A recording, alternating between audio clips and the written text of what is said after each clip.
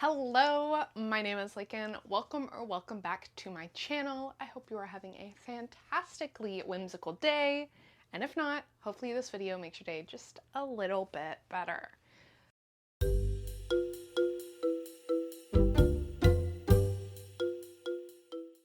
For today's little book club, we're gonna be discussing the books that describe me.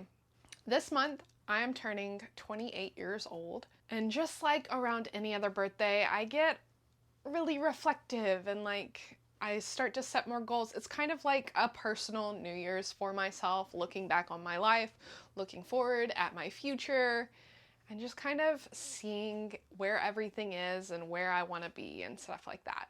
So in today's little bookish discussion, we're going to be looking back at all the books that have shaped my life. Okay, maybe not all of them, because I've read a lot of books, but we're going to look back at least 28 of the books that have really shaped my life and who I am as a person. So sit back, relax, and let's discuss some books.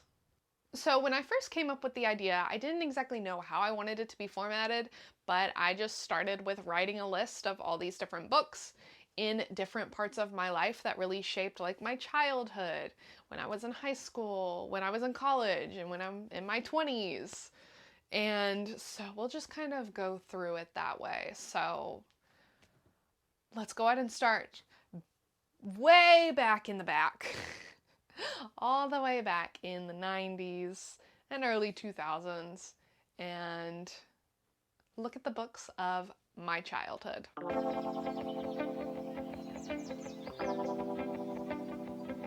So the first books that I ever remember that I really want to get my hands on to add to my physical collection are the Serendipity children picture books by Stephen Cosgrove. I had to do some digging because I did not remember the names of these books or anything, but the images, the illustrations are burned into my brain. They're so beautiful, so pretty. So I had to do some digging, do some weird Google searches of random words mashed up. But luckily I was able to find it. And it's the Serendipity series. They are truly the books that I looked at, and I helped me become obsessed with art, essentially. I feel like if I hadn't have seen these books, I probably wouldn't have become the artist that I am today. The second book is The Pokey Little Puppy, which I actually have my copy of that is so transformative to me. Let me see if I can get it. Here it is, The Pokey Little Puppy. The side is a bit coming off, but it's still honestly in pretty good condition, honestly. But I remember going to my grandparents' house, and every single time that we would go, we would get read this story. Every single time. So, and especially now that my grandfather has passed away, having this memory and having the actual book that the memories are attached to and not just a copy of the book is really special to me. The third book is Caddy Woodland, and this is the first book that I read for school. It was one of the first chapter books that I really read by myself, and I really enjoyed reading this book. And this is one of the first books that I can remember being immersed in a story. There's other books that I remember reading, but this one is just deep in the brain crevices. And then the fourth book is the Animorphs series, the entire series as a whole, not just any one book. As you can see right here, I don't know why that book is there. This book was borrowed and needs to be put back in its rightful place. There we go. My Animorphs shelf. We don't have all the books. Goodness, there's so many books in this series. But I would always go to our local library And our library was not very big. It didn't have a lot of like selection, but it had those books. And I would go and I would instantly go and pick out my book. And then while my siblings were like hanging out, picking out their books, I would just start reading the next Animorphs book. Have I read it since then? No. Do I want to? Yes. And I'm praying that it holds up. But all I remember about this series is that it is wild. It is crazy. The 5th book is another series. It's not a specific book, but that's the Disney Fairies books. There's a McKay sticker on it. I don't have any of my original copies that I owned, but this series, the art in these illustrations, it's just so beautiful, so pretty, and I like Peter Pan, and I liked Tinkerbell in Peter Pan, but when I got a hold of these Pixie Hollow books and found the Pixie Hollow universe, I became obsessed. This was like around the time when I was like playing Webkinz super heavily, so around like 2007 through 10. There was a virtual game of Pixie Hollow that I played just as much as I played Webkinz, and there was a magazine that I was subscribed to that I was always send art into. Like, I was enthralled with this universe, and it just, I need to reread these books, and they've come out with new books within Pixie Hollow universe, and so like I need to read those new ones, and I need to reread these old ones.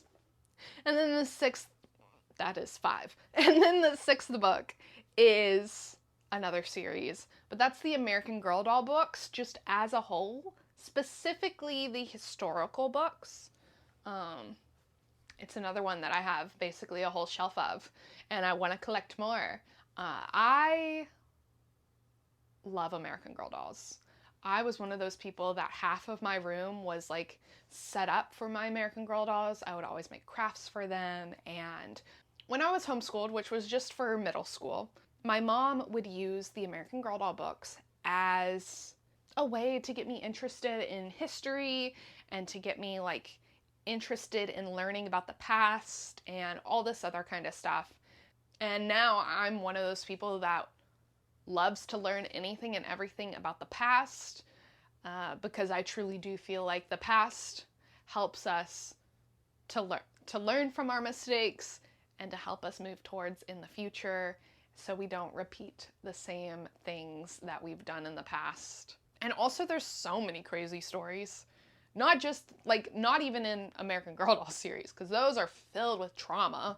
Oh my goodness, everyone's dying, everyone's sick, everyone is losing limbs. In just history itself, there's so many wild things that you're like, there's no way that actually happened, but it did. The 7th book of my childhood is Measle and the Wrathmonk? I don't know. But that book, for the longest time, I was convinced that that book was a fever dream, that that book was not real. But it is real. And it is insane. If, like, this little kid gets trapped at this, like, creepy man's house and gets shrunk down to where he's, like, now the size of, like, a little train set, and, like, the train set is now life-size for him, and there's other people that have been trapped on this train set by this creepy man, and they try to fight back against the evil man, but then the evil man turns into, like, a cockroach beetle that they have to fight. I'm telling you, it sounds like, and it felt like a fever dream, and I didn't know it was real, but that was another book that I had to do lots of weird Google searches to try to figure out if this was real, and it is real. And oh my goodness, I only read it way back in like 2008, but it's a core memory for sure. And then the last childhood book Number 8. This book is the first book that absolutely destroyed me. And that is Marley and Me. Oh my goodness. I still have my copy. Where is it? Where is it? Hello? Oh, it's down here. Right there. That is the copy that destroyed me. No one told me, spoiler, but no one told me the dog died. And I remember sitting in the car while my mom went inside some like phone shop, like AT&T or Verizon or something like that. She went inside. I was reading my book and I was like, no, I'll stay in here. I'll stay in the car, read my book. Sitting in the very back of the minivan, you know, reading it. And then once she comes out, snot dripping down my face, tears flowing, my shirt is soaking wet from the tears and the snot mixing together, and I was not prepared. That book demolished me. And, you know, now every once in a while, if I need a real good cry, like I need to cry, I know I need to cry, I'll pop on the movie. But yeah, that book is the first book that, and probably the only book that I have ever cried that much to. Another core memory. A lot of these books on this list are core memories.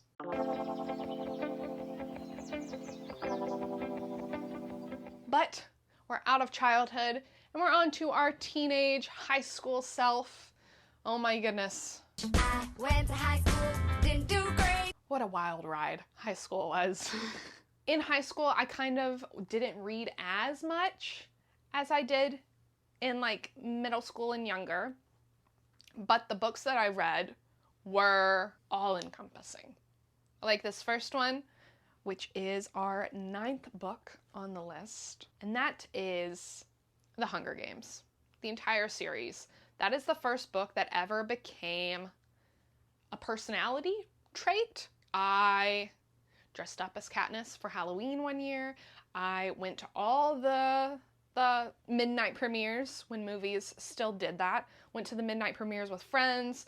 We would always make t-shirts. I still to this day watch so many video essays on Hunger Games lore and like people discussing Hunger Games and like diving into stuff and breaking things apart. In high school, I had my gym bag was the like thing that Katniss gets Peeta's medicine in, like the little bag that she picks up from the banquet. That was my gym bag. I had 3 or 4 Mockingjay pins that I would constantly lose because I would wear them on my backpack, so they would just fall off or break, so I had to keep buying them and getting more because I always needed a Mockingjay pin on me. Honestly, it still kind of takes over my life at times. Still love Hunger Games, but that was like that's the first time I experienced a fandom, essentially. Like, I was fans of other things growing up, like the Disney fairies, and Webkinz, and American Girl dolls, Lola's Pet Shops. I was still really interested, Animorphs, can't forget them. I was still interested in and like super big fans of things, but Hunger Games was the first time I was a fan of something that other people around me and like society as a whole was also obsessed with at the time. And like I was able to actually discuss this thing that I loved with other people.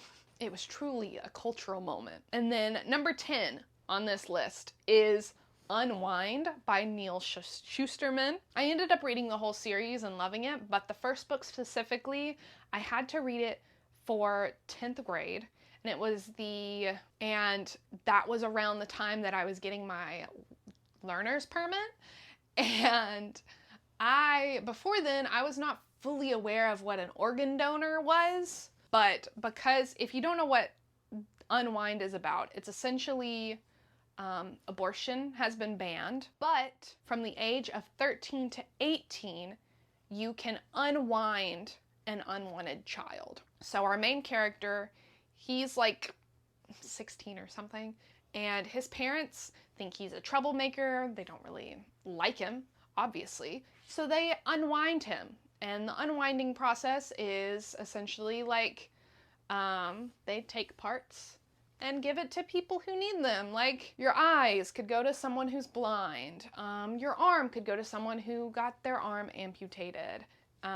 Your organs, like your heart and your liver and your kidney, like everything is used. And so they don't view it as you dying. They view it as you just living in multiple pieces. You're essentially just an organ donor. And so going to the DMV after having read that book and being like, so like, oh my goodness, why are they doing this? And then seeing all these, be an organ donor, be an organ donor, donate, blah, blah, blah, blah, at the DMV, I was so disturbed. I did not want to be an organ donor. I am now, but in that moment, I was like, you can't harvest my body. You can't do that to me. I read what happens. No. Well, that's still probably one of my favorite books that I've ever had to read for school. The 11th book on this list is the book that has kind of been my de facto favorite book of all time, and that's The Great Gatsby.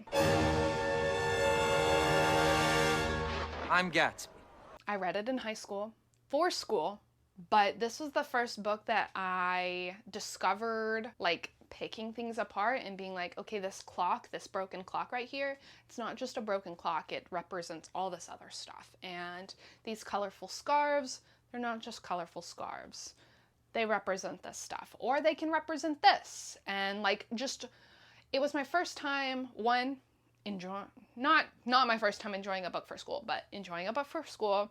And then it was my first time understanding that multiple people can have different opinions about something and what different things mean, and finding that as a beautiful thing for reading and literature. Like, unlike science and math, everything has like kind of one specific answer and everything else is wrong. The literary world is kind of like the art world.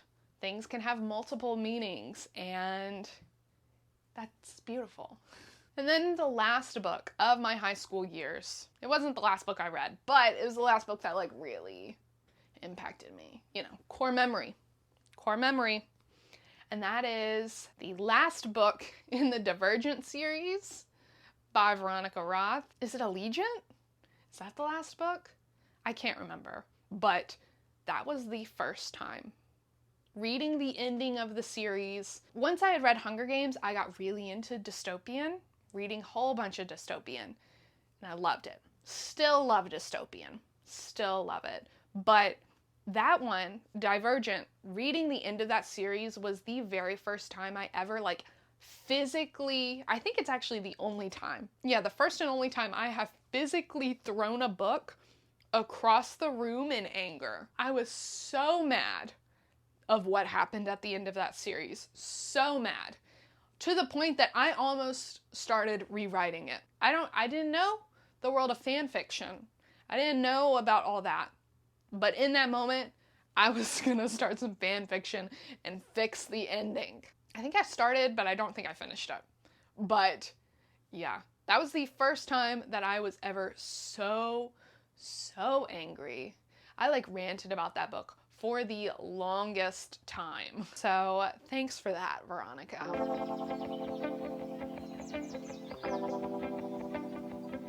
And then we get into college. More education is what I'm looking at. And in college, I barely read.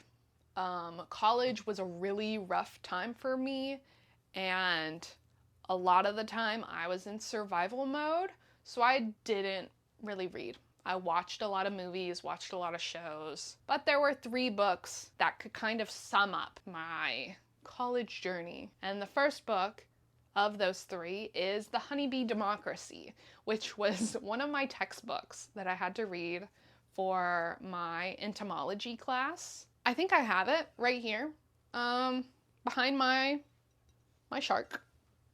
Yeah, The Honeybee Democracy.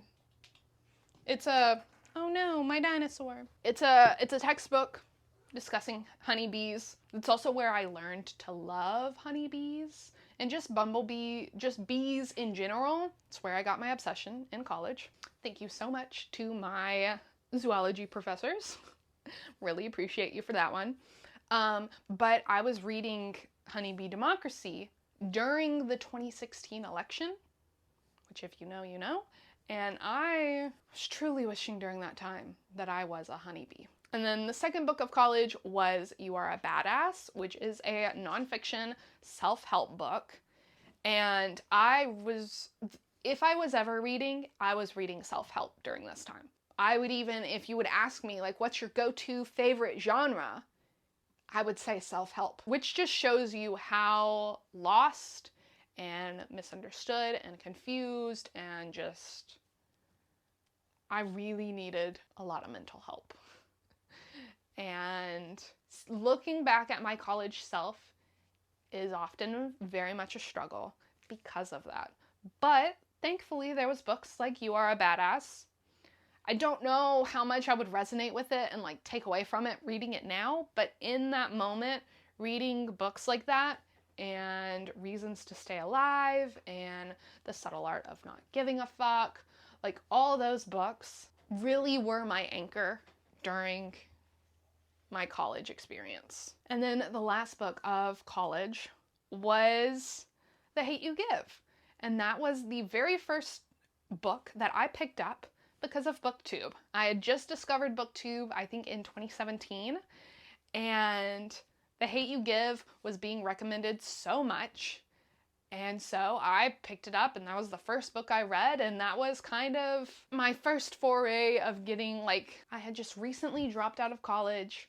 I had come to live back home with my parents, very confused, scrolling on YouTube, finding BookTube, and remembering, hey, yeah, you used to read a lot of fiction. You used to read a lot of things that brought you joy and peace.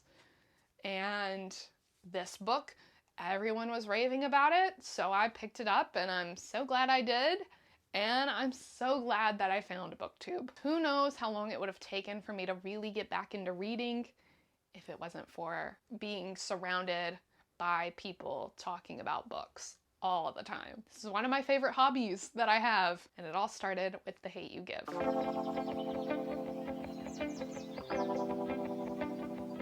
But then through all that, we move into my 20s, which is where we're still currently, even though we're almost out.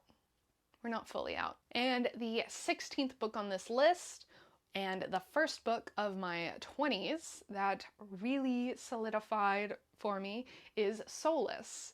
And I just recently did a reading vlog of reading the entire Soulless series. If you want to check that out, you can.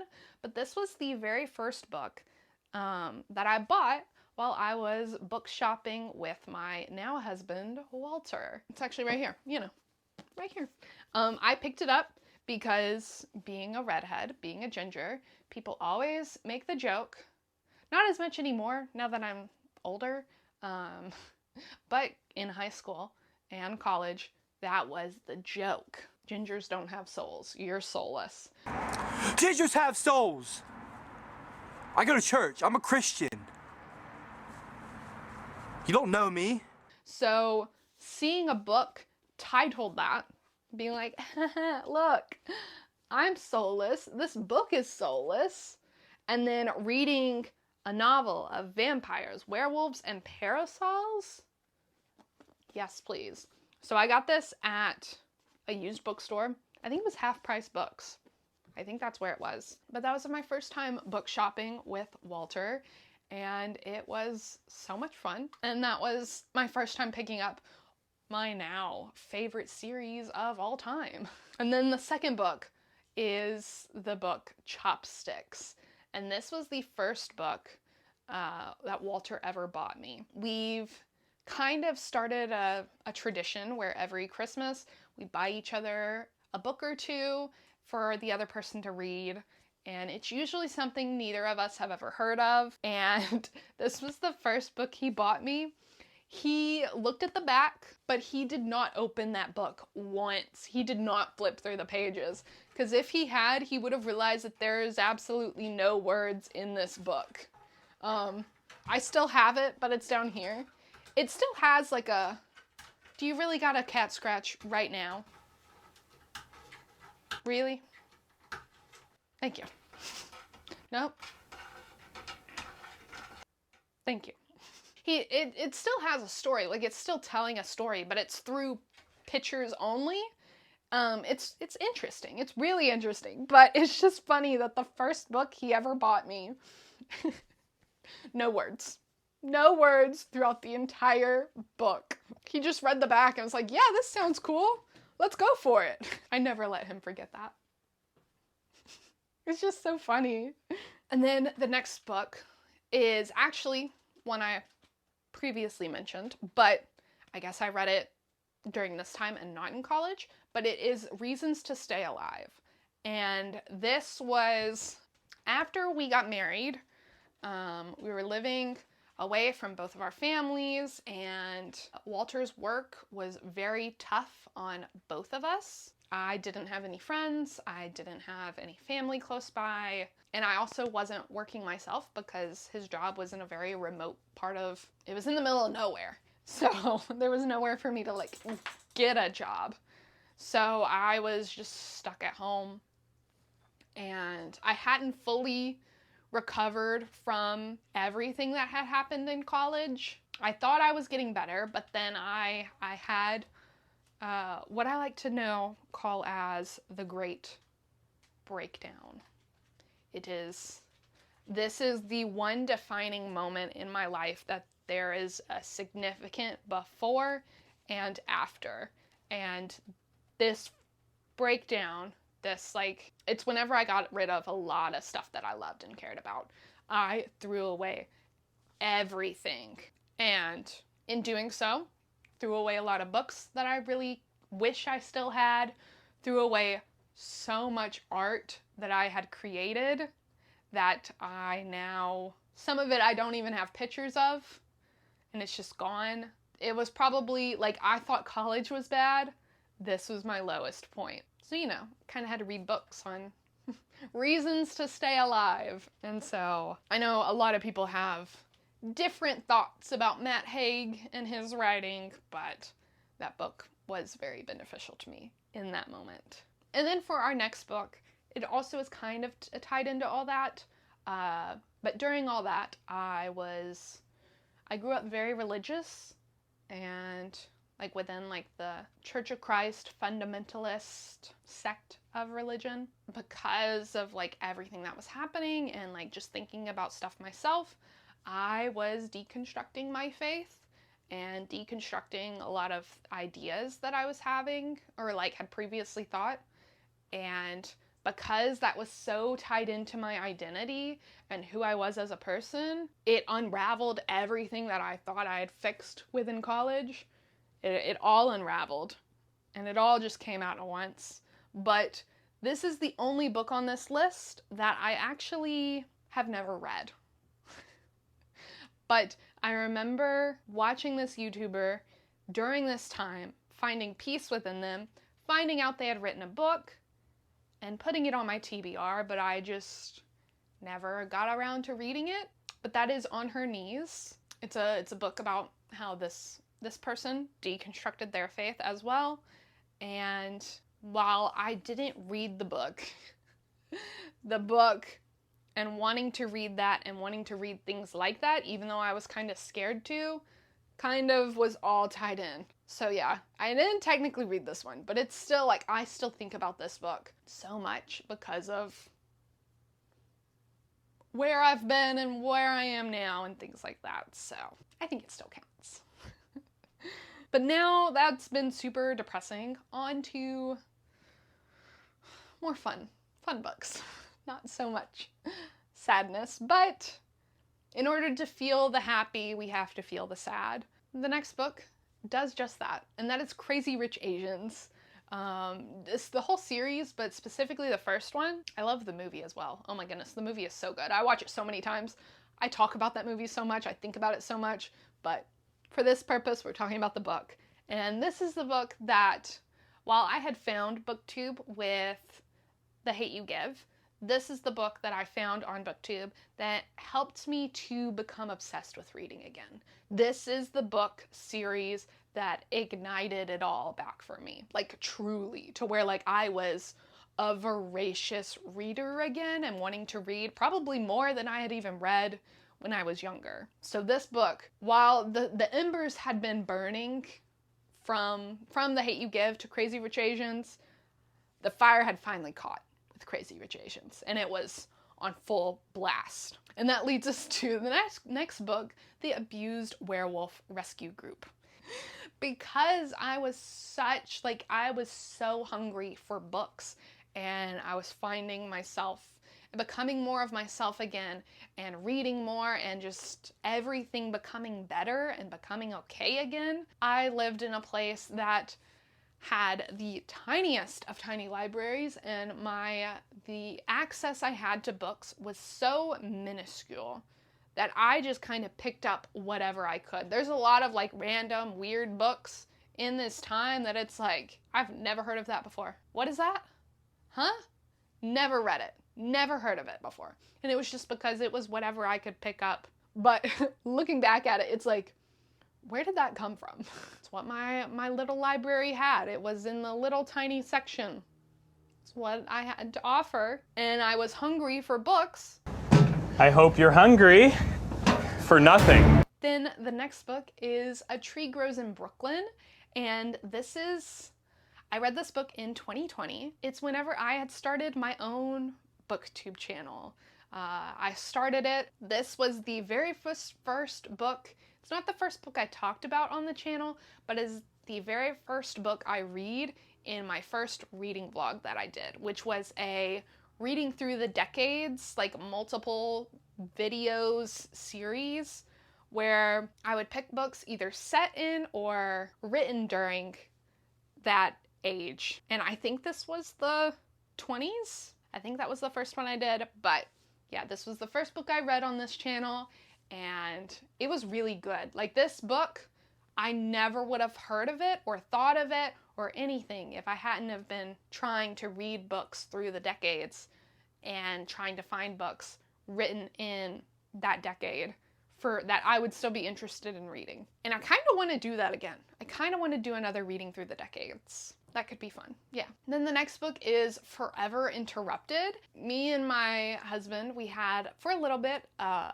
podcast style on this channel, 2 Peas in a Book. I keep wanting to bring it back because I really liked it, really enjoyed it. But we haven't done the podcast part yet. We've instead just kind of have our own mini book club that we read books in now. But we read this book together for our anniversary. And if you know what this book is about, you probably are thinking that is a horrible idea. And you are most definitely correct. We had been married maybe 2-3 years at that point, and reading that book on our anniversary, like, I already have lots of thoughts about death. Already have lots of thoughts about that. Already think constantly about what will happen when he leaves this world. And when will he leave this world, you know? So this book did not help those. I cried a lot, and it was very scarring and traumatizing to read this book on my anniversary. Do not recommend. And then the next book is Ace by Angela Chin. This book, I read it, and I finally felt so seen. This is a nonfiction book about asexuality, and during the time I was reading this book, I was finding myself again, you know, and fully accepting myself, deconstructing your faith, and all of the stuff that I had to unpack and kind of sort through from the previous stuff that had happened. Doesn't just happen overnight, so it had been happening all this time, but reading this book and finding out that I am autistic, it just felt like I was finding myself and fully accepting myself finally, realizing that I'm not broken, I'm not weird, I'm not strange, I don't need to force myself to be anything else. I am an autistic adult who is asexual, and I don't always feel like I have a gender, so it doesn't necessarily make the world an easy place to live in, but it does help me to understand my place in it. I don't know, reading this book was so nice, and like the first time I was like, yes, yes, yes, that's me. It's so nice, so nice. And then we're almost done. We're almost done, but the next book is my best friend's exorcism, and this was the very first time.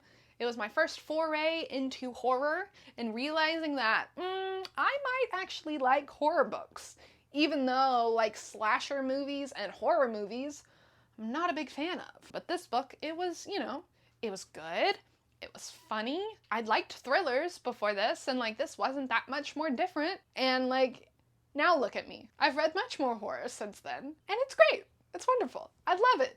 So thank you to my best friend's exorcism for opening the door to so many more good books that I've read since then. Then the next one is the Selection series by Kiera Cass, and the reason this book series is here specifically in my 20s and not in my high school years is because when I finally reread it, I read it the first time, I reread it. I think I've read it 3 times now. I had reread it during around like the Finding BookTube again. Kind of when I reread it then, I severely made fun of myself for enjoying this book. Like made fun of my younger self. It was essentially like a hate read, and just kind of pushing down and like being mean and negative to my past self for enjoying such a horrible book. But I reread it again, 2021 or something, somewhere along those lines, and I didn't make fun of myself.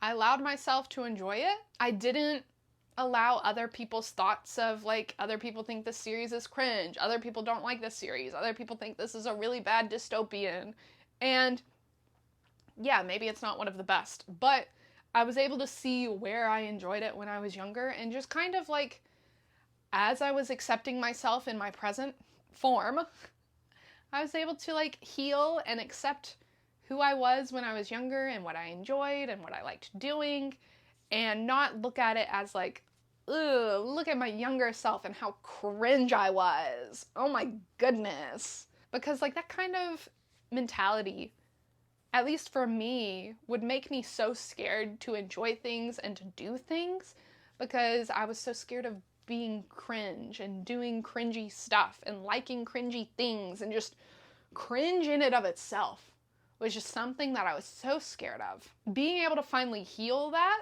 and like be like, yeah, maybe it's not the best book now.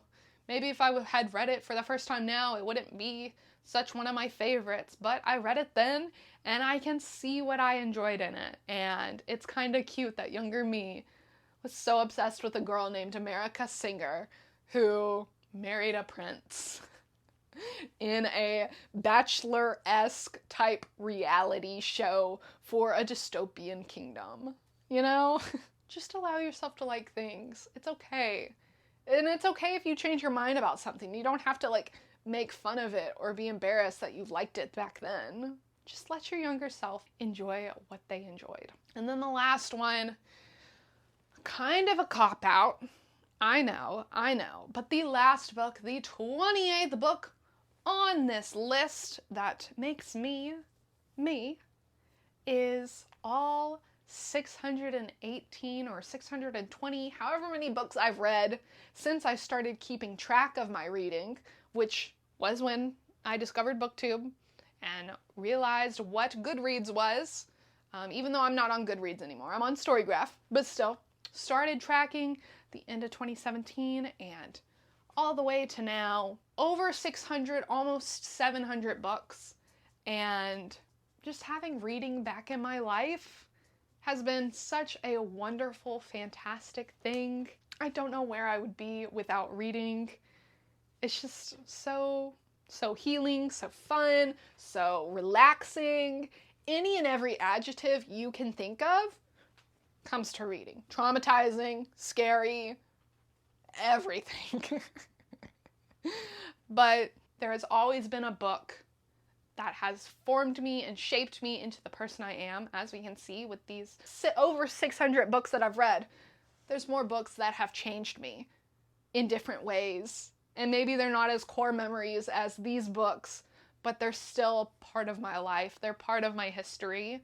Here's to the next 600, 700 books that I read in the next 28 years, hopefully, of my life. How old will I be then? 56?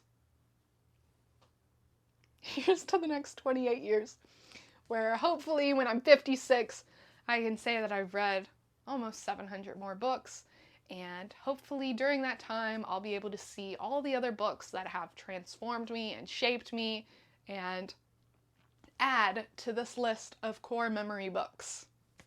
I keep pointing over here, like, the books are right here. No, this is just air. It's just, I don't know. Part of me is like, this is the past. This is the present. Make it make sense? I don't know. But it does. So yeah, because I can't put every book on here, this is kind of my way of putting every book on here. Because even the books that I've loved, or hated, or even DNF'd, I would never trade anything in the world. Like, if I had to choose between reading all those books and doing something else, I would always choose the reading the other books. Unless it's like being with Walter, then I'd probably choose that. But I'd be real sad, you know? Or if I had to choose like between my animals and books, I'd probably choose my animals. But again, I'd be really sad. I'm getting off track. But yeah, basically what I'm saying is my life is filled with books in the past, present, and hopefully it continues to be filled with books in the future, and hopefully I'll continue to document those on this channel. Those are my 28 books of my 28 years of living so far. Let me know some of your core memory books down below. Are there any that traumatized you, like Marley and Me? Are there any that like made you angry, like the Divergent series? Or any that like truly made you the person you are today, like the Hunger Games or Animorphs? Please, please, please, please let me know down below. I want to know your life in books. Thank you so much for watching. Thank you for hanging out with me at this book club discussion of ours. Hopefully the next book you read is a 5-star read, and I'll see you in the next one. Have a wonderful day, my friends. Goodbye. That's not how I normally say bye. That sounded weird. Bye!